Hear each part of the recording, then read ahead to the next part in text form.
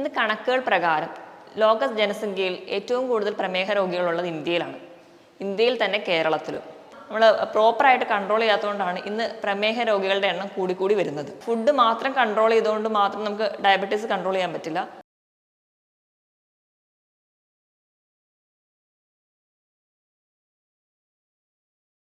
Hi, ഞാൻ doctor പ്രിയ, Q1B health കെയറിലെ homoeopathic ഫിസിഷ്യനാണ്. നിശബ്ദനായ ഒരു കൊലയാളിയാണ് പ്രമേഹം. പറയും പോലെ തന്നെ നമ്മൾ അറിയാതെ നമ്മളെ തന്നെ കാർന്നു നിന്നുന്ന ഒരു രോഗമാണ് പ്രമേഹം. ഇന്ന് കണക്കുകൾ പ്രകാരം ലോക ജനസംഖ്യയിൽ ഏറ്റവും കൂടുതൽ പ്രമേഹ രോഗികളുള്ളത് ഇന്ത്യയിലാണ്. ഇന്ത്യയിൽ തന്നെ കേരളത്തിലും. നമുക്കറിയാം, നമ്മുടെ ചുറ്റിലും തന്നെ ഒരുപാട് പേര് ഇന്ന് പ്രമേഹ രോഗത്തിൻ്റെ പലവിധമായ ബുദ്ധിമുട്ടുകൾ അനുഭവിക്കുന്നവരാണ്. ഇന്ന് നമുക്ക് എങ്ങനെ ഒരു പ്രീ ഡയബറ്റിക് സ്റ്റേജിലുള്ളവർ അല്ലെങ്കിൽ പ്രമേഹ രോഗം ആരംഭിക്കുന്ന ജസ്റ്റ് തുടങ്ങുന്നവർ എങ്ങനെയൊക്കെ ഭക്ഷണം നിയന്ത്രിക്കാമെന്ന് നോക്കാം. പ്രമേഹം ഒരു നിശബ്ദനായ കൊലയാളി ആവാനുള്ള കാരണം തന്നെ നമ്മളിപ്പോൾ പ്രമേഹമൊക്കെ അറിഞ്ഞിട്ടുണ്ടെങ്കിലും അത് നമ്മൾ ടെസ്റ്റ് ചെയ്യുമ്പോഴോ അല്ലെങ്കിൽ നമുക്ക് പാരമ്പര്യമായിട്ട് പ്രമേഹമൊക്കെ ഉള്ളവരാണെങ്കിൽ നമ്മൾ ഇടയ്ക്കിടയ്ക്കൊക്കെ ഒരു ബ്ലഡ് ചെക്കപ്പിലൂടെ പ്രമേഹമുണ്ടെന്ന് അറിഞ്ഞാലും നമ്മൾ ഒരു ഫിസിഷ്യനെ ഒന്നും കാണാതെ നമ്മൾ കരുതും നമുക്ക് തന്നെ ഒരു ഡയറ്റൊക്കെ ഫോളോ ചെയ്ത് നമുക്ക് തന്നെ കൺട്രോൾ ചെയ്യാം. കാരണം മരുന്ന് കഴിക്കാൻ തുടങ്ങിയ ജീവിതകാലം മുഴുവൻ മരുന്ന് കഴിക്കേണ്ടി വരും എന്ന് തെറ്റായ ഒരു ധാരണ. ഇങ്ങനെ ഉള്ളതുകൊണ്ട് തന്നെ നമ്മൾ നമ്മുടേതായ ഒരു ഡയറ്റ് ഉണ്ടാക്കും. 2-3 ദിവസം മാത്രം നമ്മൾ ഡയറ്റ് ഫോളോ ചെയ്യും. പിന്നീട് അതങ്ങ് വിട്ട് നമ്മുടെ പഴയ ശീലത്തിലൂടെ തന്നെ പോകും. അങ്ങനെ കൺട്രോൾ ചെയ്യാതെ പോകുമ്പോൾ വീണ്ടും ഒരു 2-3 മാസം കഴിഞ്ഞ് ബ്ലഡ് ടെസ്റ്റ് ചെയ്യുമ്പോൾ ബ്ലഡ് ഷുഗർ ലെവലൊക്കെ ഒരു 250-ന് മുകളിൽ എത്തിക്കാണും. അപ്പോൾ നമുക്ക് നിയന്ത്രിക്കാൻ പറ്റാത്തൊരു ലെവലിലെത്തുമ്പോൾ നമ്മളൊരു ഡോക്ടറെ കൺസൾട്ട് ചെയ്യും. അങ്ങനെ ഒരു സ്റ്റേജിലെത്തുമ്പോൾ ആ ഡോക്ടർക്ക് ഒരു മെഡിസിൻ നൽകിയേ പറ്റുള്ളൂ. അത് മെഡിസിൻ മാത്രമല്ല, അതിനോടൊപ്പം സ്ട്രിക്റ്റ് ആയിട്ടൊരു ഡയറ്റ് കൂടി എടുക്കേണ്ടി വരും. അപ്പം നമ്മൾ പ്രോപ്പറായിട്ട് കൺട്രോൾ ചെയ്യാത്തതുകൊണ്ടാണ് ഇന്ന് പ്രമേഹ രോഗികളുടെ എണ്ണം കൂടിക്കൂടി വരുന്നത്. അതുകൊണ്ട് നമുക്ക് ഇന്നത്തെ ഒരു വിഷയത്തിലൂടെ നമുക്ക് എങ്ങനെ ഒരു ഫുഡ് കൺട്രോൾ ചെയ്യാമെന്ന് നോക്കാം. ആദ്യം തന്നെ ഞാൻ പറയാം, ഫുഡ് മാത്രം കൺട്രോൾ ചെയ്തുകൊണ്ട് മാത്രം നമുക്ക് ഡയബറ്റീസ് കൺട്രോൾ ചെയ്യാൻ പറ്റില്ല. ഇപ്പം മെഡിസിൻസ് ഒക്കെ വേണ്ടവരാണെങ്കിൽ കൃത്യമായിട്ട് മെഡിസിൻ എടുക്കണം. അതുപോലെ തന്നെ കൃത്യമായ വ്യായാമം, ആവശ്യത്തിന് റെസ്റ്റും അതുപോലെ ആവശ്യത്തിനുള്ള വെള്ളവും കുടിച്ചാൽ മാത്രമേ നമുക്കൊരു വിധമെങ്കിലും പ്രമേഹ രോഗം അല്ലെങ്കിൽ പ്രമേഹത്തെ കൺട്രോൾ ചെയ്യാൻ പറ്റുള്ളൂ. നമ്മുടെ ക്ലിനിക്കിലൊക്കെ വരുന്ന ഒരുപാട് പേര് നമ്മളോട് ചോദിക്കാറുള്ളതാണ്, എപ്പോഴാണ് പ്രമേഹത്തിന് മെഡിസിൻസ് എടുക്കേണ്ടത്, അല്ലെങ്കിൽ ഒരു ലിമിറ്റ് കഴിയുമ്പോഴാണോ മെഡിസിൻ എടുക്കേണ്ടത്, ആദ്യമേ മെഡിസിൻ എടുക്കണോ, മെഡിസിൻ ജീവിതകാലം മുഴുവൻ കഴിക്കേണ്ടി വരുമോ എന്നൊക്കെ. നമ്മളിപ്പം വന്നിട്ട് ഒരാൾ പ്രമേഹ രോഗിയാണെന്നുള്ള സിംറ്റംസ് ഒക്കെ ഉണ്ടെങ്കിൽ കൂടി നമ്മൾ ബ്ലഡ് ടെസ്റ്റ് ചെയ്യാറുണ്ട്. പ്രധാനമായിട്ടും FBS, PPBS, RBS. ഇതിപ്പോൾ എല്ലാവർക്കും അറിയാം. FBS എന്ന് പറഞ്ഞു കഴിഞ്ഞാൽ വെറും വയറ്റിൽ ടെസ്റ്റ് ചെയ്യുന്നതാണ്, ഫാസ്റ്റിംഗ് ബ്ലഡ് ഷുഗർ. PPBS എന്ന് പറഞ്ഞാൽ പോസ്റ്റ് പാൻട്രൽ ബ്ലഡ് ഷുഗർ, അതായത് ഭക്ഷണം കഴിച്ച് 2 മണിക്കൂറിന് ശേഷം ടെസ്റ്റ് ചെയ്യുന്നത്. RBS എന്ന് പറയുമ്പോൾ റാൻഡം ബ്ലഡ് ഷുഗർ, അത് ഭക്ഷണം കഴിച്ചതും സമയവും തമ്മിൽ വലിയ ഒരു കണക്കുകളൊന്നും ഇല്ലാത്ത രീതിയിൽ റാൻഡം ആയിട്ട് ടെസ്റ്റ് ചെയ്യുന്നത്. ഈ 3 എണ്ണമാണ് നമ്മൾ പ്രധാനമായിട്ടും ചെയ്ത് എല്ലാവരും തന്നെ വരാറ്. പക്ഷേ നമ്മൾ ഫിസിഷ്യൻസ് അല്ലെങ്കിൽ ഡോക്ടേഴ്സൊക്കെ നമ്മളൊരു മെഡിസിൻ പ്രിസ്ക്രൈബ് ചെയ്യണമെങ്കിൽ നമ്മൾ ഈ FBS-ഉം PPBS-ഉം മാത്രം നോക്കിയിട്ടായിരിക്കില്ല ചെക്ക് ചെയ്യാറ്. അതിനോടൊപ്പം തന്നെ അവർ HbA1c എന്ന് പറയുന്ന ഒരു വാല്യൂ കൂടി നോക്കാറ്. എന്താണ് HbA1c എന്ന് നോക്കാം. Glycosylated haemoglobin. അതായത് ചുരുക്കി പറഞ്ഞു കഴിഞ്ഞാൽ ഒരു 3 മാസത്തെ നമ്മുടെ ബ്ലഡ് ഷുഗറിൻ്റെ ഒരു ആവറേജ് ആണ്. നമ്മുടെ രക്തത്തിലെ ഹീമോഗ്ലോബിൻ്റെ മുകളിൽ എത്ര ഷുഗർ പറ്റിപ്പിടിച്ചിരിക്കുന്നു എന്നൊരു കണക്ക്. ഈ HbA1c-യുടെ വാല്യൂ വെച്ചിട്ടാണ് പൊതുവേ ഡോക്ടേഴ്സൊക്കെ മെഡിസിൻസ് എഴുതാറ്. HbA1c നോക്കുമ്പോൾ 5.9 താഴെയാണെങ്കിൽ അത് നോർമലാണ്. 5.9 മുതൽ 6.3 വരെ ഇതിനിടയിലാണെങ്കിൽ പ്രീ ഡയബറ്റിക് എന്ന് പറയാം. അതായത് നമ്മൾ പ്രമേഹത്തിലോട് കിടക്കാൻ പോകുന്ന ഒരു സ്റ്റേജ്. 6.5 മുതൽ 7 വരെ ആണെങ്കിൽ കുറച്ച് നമ്മൾ സീരിയസ് ആയിട്ട് എടുക്കണം.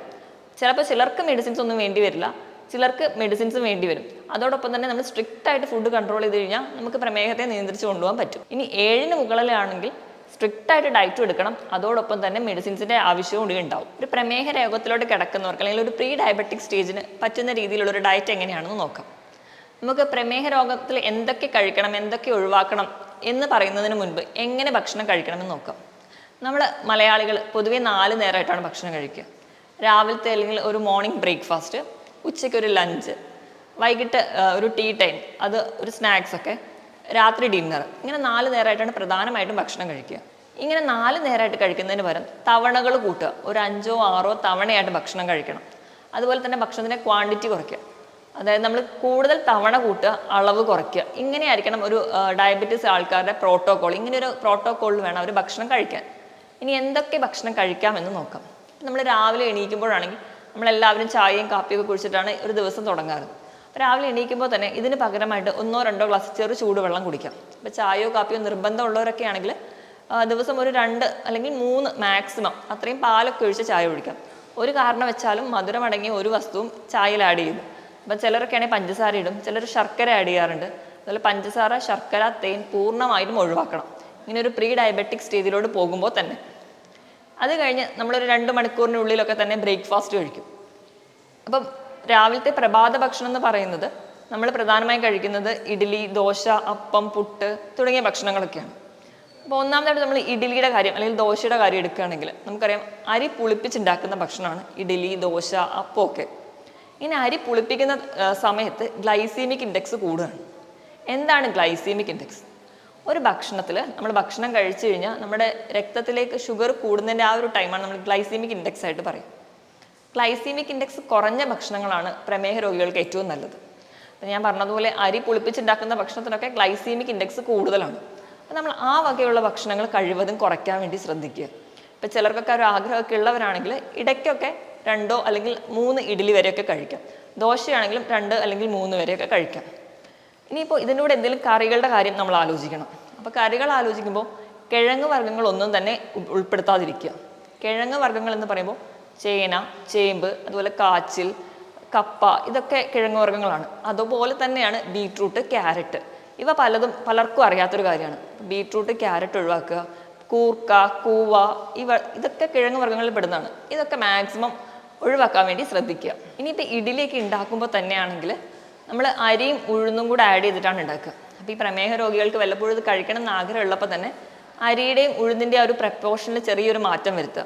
ഉഴുന്നിൻ്റെ അളവ് കുറച്ചുകൂടി കൂട്ടാവുന്നതാണ്. ഉഴുന്ന് പറയുന്നത് കൂടുതലും പ്രോട്ടീൻ ആയതുകൊണ്ട് തന്നെ നമുക്ക് ഉഴുന്നിൻ്റെ അളവ് കുറച്ച് കൂട്ടുന്നത് വഴി ഒരു വിധമൊക്കെ പ്രമേഹത്തിന് നല്ലതാണ്. അതുപോലെ തന്നെ അരി ഉപയോഗിക്കുമ്പോൾ വെള്ള അരിക്ക് പകരം തവിടുള്ള ചെമ്പാവരി ഉപയോഗിക്കാം. അതുപോലെ തന്നെ ഉലുവ ആഡ് ചെയ്യുന്നതും നല്ലതാണ്. അപ്പോൾ നമ്മൾ ദോശയോ ഇഡ്ഡലിയൊക്കെ ഉണ്ടാക്കുന്ന സമയത്ത് ഒരു പിടി ഉലുവ കൂടി ആഡ് ചെയ്യുന്നത് ഒരു പരിധി വരെയൊക്കെ നമുക്ക് പ്രമേഹത്തെ കൺട്രോൾ ചെയ്യാൻ വേണ്ടിയിട്ട് ഉലുവ സഹായിക്കുന്നതായിട്ടാണ് പഠനങ്ങൾ പറയുന്നത്. ഇനി രണ്ടാമതായിട്ട് നമുക്ക് ഭയങ്കര ഇഷ്ടമുള്ളൊരു ഫുഡാണ് പുട്ട്. പുട്ടിൻ്റെ കൂടെ ഒരിക്കലും പഴം, പഞ്ചസാര ഇവ കഴിക്കാതിരിക്കുക. അതിന് പകരം നമ്മളൊരു ചെറിയ കഷ്ണം പുട്ടെടുക്കുകയാണെങ്കിൽ അതിനോട് തന്നെ തുല്യമായ ഒരു അളവിൽ, അതായത് 1:1 റേഷ്യോയിൽ പുട്ട്, കടല കഴിക്കാം, പുട്ട്, പയറ് കഴിക്കാം. അല്ലെങ്കിൽ അങ്ങനെയുള്ള പ്രോട്ടീൻ ആയിട്ടുള്ള എന്തെങ്കിലും ഒരു ഭക്ഷണം, പുട്ട്, മുട്ടക്കറി, അങ്ങനെ എന്തെങ്കിലും കഴിക്കാം. അല്ലാതെ പുട്ട്, പഴം തുടങ്ങിയത് കഴിക്കാതിരിക്കാൻ വേണ്ടി ശ്രദ്ധിക്കുക. ഇവിടെയും അരി എടുക്കുമ്പോൾ ഇപ്പോഴും തവിട് അടങ്ങിയ അരി എടുക്കാൻ വേണ്ടി ശ്രദ്ധിക്കുക. ഇപ്പം അപ്പം ഉണ്ടാക്കുന്നതാണെങ്കിലും എല്ലാം ഭക്ഷണങ്ങളും തുല്യ അളവിൽ കറി എടുക്കാൻ കഴിയും. അപ്പത്തിലൂടെ കടലക്കറി ആണെങ്കിൽ ഒരപ്പം എടുക്കുകയാണെങ്കിൽ അത്രയും തന്നെ അളവിൽ കടലക്കറി എടുക്കാൻ വേണ്ടി ശ്രദ്ധിക്കുക. ഇങ്ങനെ കഴിക്കുമ്പോൾ നമ്മൾ കടലയിൽ അടങ്ങിയിട്ടുള്ളത് പ്രോട്ടീനും ഫൈബറുകളുമാണ്. ധാരാളം പ്രോട്ടീനും ഫൈബറും ചെല്ലുമ്പോൾ നമുക്ക് അത്രയ്ക്ക് അങ്ങ് വിശക്കത്തുമില്ല, നമ്മുടെ ശരീരത്തിന് ഒരുവിധം നല്ലതാണ്. പിന്നെ നമ്മൾ മെയിനായിട്ട് വീട്ടിലുണ്ടാക്കുന്നതാണ് ഉപ്പുമാവ്. ഉപ്പുമാവൊക്കെ ഉണ്ടാക്കുന്ന സമയത്ത് നമുക്ക് ഗോതമ്പ് കൊണ്ട് ഉപ്പുമാവ് ഉണ്ടാക്കാം. അപ്പോൾ റവ കൊണ്ടൊക്കെ തന്നെ ഉപ്പുമാവ് ഉണ്ടാക്കുകയാണെങ്കിലും മാക്സിമം വെജിറ്റബിൾസ് അതിനകത്തോട്ട് ആഡ് ചെയ്യുക.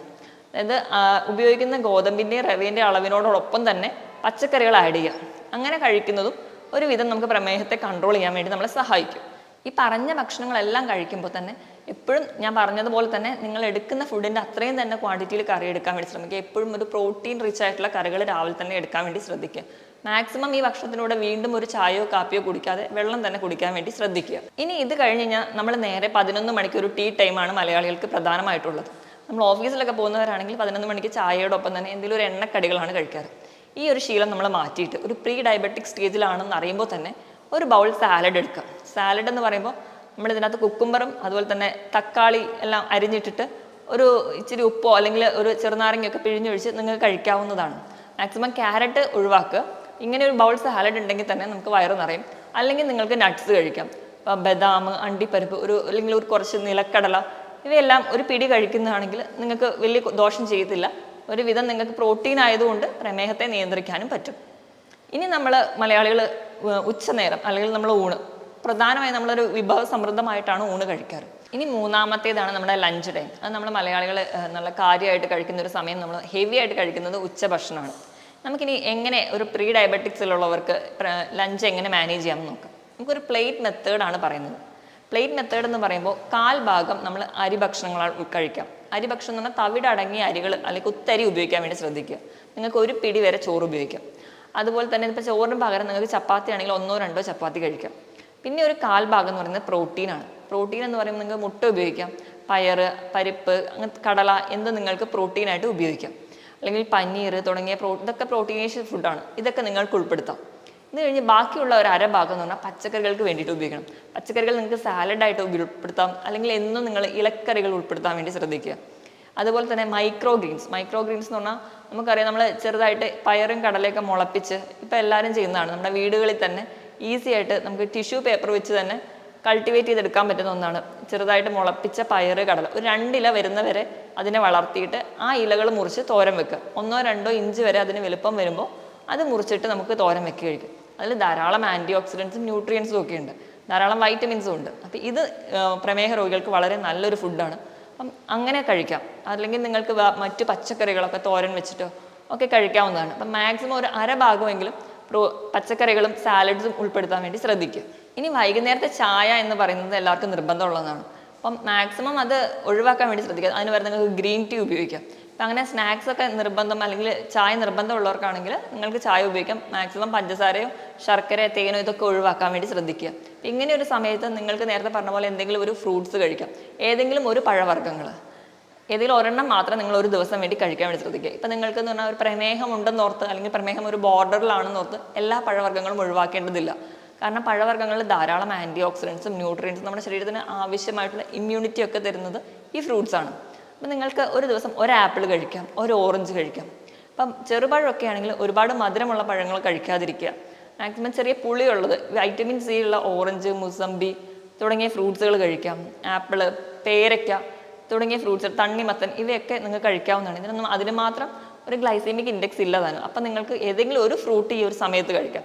അല്ലാതെ തന്നെ ഇപ്പം സ്നാക്സ് ആയിട്ട് നിങ്ങൾക്ക് ഷുഗർ ഫ്രീ ആയിട്ടുള്ള ബിസ്ക്കറ്റ്സ് ഒക്കെ ഉണ്ട്, അത് വേണമെങ്കിൽ അത് ഉപയോഗിക്കാം. ഇനി നമുക്ക് രാത്രിയത്തെ ഡിന്നറിൻ്റെ കാര്യം നോക്കുകയാണെങ്കിൽ ഡിന്നർ മാക്സിമം ഒരു 7 മണിക്കെങ്കിലും കഴിക്കാൻ വേണ്ടി ശ്രദ്ധിക്കുക. 7 മണിക്ക് നമ്മൾ ഒരു ഡിന്നർ കഴിക്കുന്നതാണ് എപ്പോഴും നല്ലത്. അപ്പം നിങ്ങൾ ആ ടൈമിൽ കഴിക്കുമ്പോൾ നിങ്ങൾക്ക് ചപ്പാത്തി കഴിക്കാം, 1-2 ചപ്പാത്തി. അതുപോലെ തന്നെ അതിനോടൊപ്പം തന്നെ ഒരു ബൗൾ സാലഡ് കഴിക്കാം, അല്ലെങ്കിൽ ഓട്സ് കഴിക്കാം. പറഞ്ഞ രീതിയിൽ എന്തെങ്കിലും ഒരു പ്രോട്ടീൻ റിച്ച് ആയിട്ടുള്ള ഒരു കറി ഉപയോഗിക്കാം. ഇങ്ങനെയൊക്കെ കഴിക്കുകയാണെങ്കിൽ നിങ്ങൾക്ക് ഒരു ഹെൽത്തി ഡയറ്റിലോട്ട് പോകാം. 7 മണിക്ക് കഴിച്ചു കഴിഞ്ഞാൽ പിന്നെ വേറെ ഭക്ഷണമൊന്നും കഴിക്കാതിരിക്കുക. പിറ്റേ ദിവസം രാവിലെ ഒരു 8 മണി 9 മണിക്കാണ് നമ്മൾ പിന്നീട് ഒരു ഭക്ഷണം കഴിക്കുന്നതെങ്കിൽ നമുക്ക് ഈ ഒരു 12 മുതൽ 13 മണിക്കൂർ വരെ ഒരു ഇൻ്റർമീഡിയറ്റ് ഫാസ്റ്റിംഗ് കൂടിയാവും. ഇത് നമുക്ക് ഒരു വിധമൊക്കെ നമ്മുടെ പ്രമേഹത്തെ നിയന്ത്രിക്കാൻ പറ്റും. ഈ പറഞ്ഞതുപോലെയൊക്കെ നിങ്ങൾ കൃത്യമായിട്ട് ഡയറ്റ് ഫോളോ ചെയ്യുക. 1-2 ദിവസത്തേക്ക് മാത്രമല്ല, ജീവിതകാലം മുഴുവനൊക്കെ ഇങ്ങനെ ഫോളോ ചെയ്യുകയാണെങ്കിൽ നിങ്ങൾക്ക് ഒരു പരിധി വരെയൊക്കെ നിങ്ങളുടെ മരുന്നിലോട്ട് ഒന്നും പോകാതെ തന്നെ നമുക്ക് പ്രമേഹത്തെ കൺട്രോൾ ചെയ്യാം. ഇങ്ങനെ ഒരു ഫുഡ് കൺട്രോൾ ചെയ്തവർ മാത്രമായിരിക്കും ചിലരുടെ ശരീരത്തിന് മെഡിസിൻസ് ആവശ്യമുള്ളവരായിരിക്കാം. അങ്ങനെയുള്ളവരാണെങ്കിൽ കൃത്യമായിട്ടൊരു ഡോക്ടറെ കണ്ടിട്ട് മെഡിസിൻസ് ചോദിച്ച് മനസ്സിലാക്കണം. അതുപോലെ തന്നെ ഒരു ഡോക്ടറുടെ സഹായത്തോടെ മാത്രമേ നിങ്ങളിങ്ങനെ ഒരു ഡയറ്റ് ഫോളോ ചെയ്യാൻ പാടുള്ളൂ. ഇങ്ങനെ കൃത്യമായി ഭക്ഷണം ഫോളോ ചെയ്യുമ്പോൾ കൃത്യമായ വിശ്രമം വേണം. അതുപോലെ തന്നെ 2 മുതൽ 3 ലിറ്ററോളം വെള്ളം ദിവസം കുടിക്കുക. കൃത്യമായിട്ട് വ്യായാമം ചെയ്യുക. അപ്പോൾ ആഴ്ചയിൽ 5 ദിവസമെങ്കിലും 45 മിനിറ്റ് മുതൽ 1 മണിക്കൂർ വരെ നിങ്ങൾക്ക് പറ്റുന്ന രീതിയിലുള്ള ചെറുതായിട്ടുള്ള നടത്തം, ജോഗിങ്, പറ്റുന്ന രീതിയിലുള്ള വ്യായാമങ്ങൾ കൃത്യമായിട്ട് ചെയ്യാൻ വേണ്ടി ശ്രദ്ധിക്കുക. ഇങ്ങനെയൊക്കെ ചെയ്തു കഴിഞ്ഞാൽ ഒരു പരിധി വരെയൊക്കെ നമുക്ക് പ്രമേഹത്തെ നിയന്ത്രിക്കാൻ പറ്റും. മറ്റൊരു ഹെൽത്ത് ടോപ്പിക്കുമായിട്ട് വീണ്ടും കാണുന്നത് വരെ നന്ദി.